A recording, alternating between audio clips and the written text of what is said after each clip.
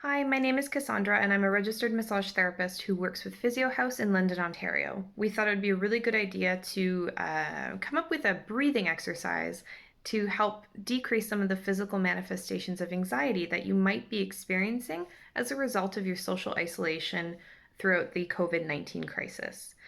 Outside of being a registered massage therapist, I'm also a labor and delivery doula, and I've taken a training with both massage therapy education in Canada as well as DONA International. So I'm very well versed in breath work and in breathing techniques to help decrease anxiety and help increase some of comfort in our bodies.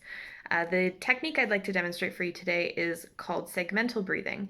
The idea behind segmental breathing is that it brings awareness into the full capacity of our rib cage as well as into the full capacity of our diaphragm and abdomen.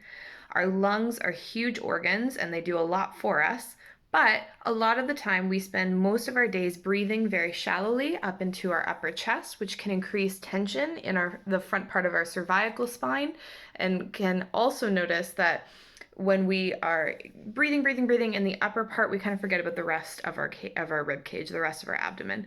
So the idea is to stretch it out and to bring full awareness into it. So starting with our lower body, we're going to be finding our belly buttons and then kind of creating a little heart around the belly button so that you can use that as your landmark. The idea here is that I'm going to take 10 really slow, deep breaths into this part of my abdomen, and I want to feel my palms kind of expanding out this way as I breathe into this section of my body.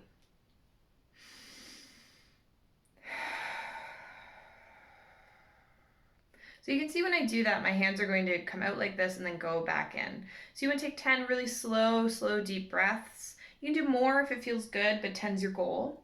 And then we're going to move up into the side part of our body. So just underneath of our rib cage here, you can feel your ribs, and right in that little divot there, that's the bottom part of our sternum, which is kind of where our diaphragm lives underneath of our rib cage and cuts through our body into the back part of our spine.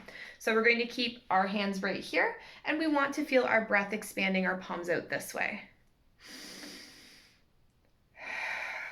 Personally, I find this one challenging because I have a very stiff thoracic spine. So it's really normal to feel certain areas feel a little more restricted or a little more like foreign and strange for you to try to put air into. That's really normal. And that's just really good feedback for you to know that you can work on starting to mobilize some of those structures.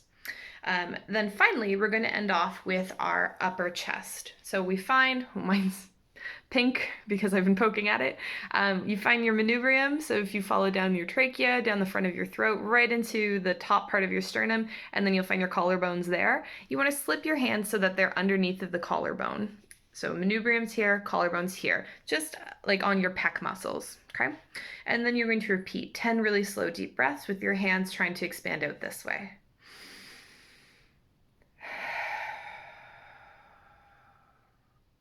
That feels easy to me. And that feels easy probably because I'm doing that a lot throughout my day. I've caught myself several times breathing very shallowly into the upper chest. It's not a bad thing, but if we can increase the whole capacity of our front part of our body and really allow our ribs to move really freely and our lungs to expand really without any resistance, we can hopefully notice a reduction in some of the physical manifestations of anxiety. So that would be racing thoughts, shallow breathing, difficulty settling. It's a really good practice to implement right before bed or after a run or after yoga as a really good way to seal your practice. And I hope that this helps you get a little bit more into that parasympathetic nervous system where we're resting and digesting rather than our flight or fright or freeze response that we see with our sympathetic nervous system. So I hope that's helpful.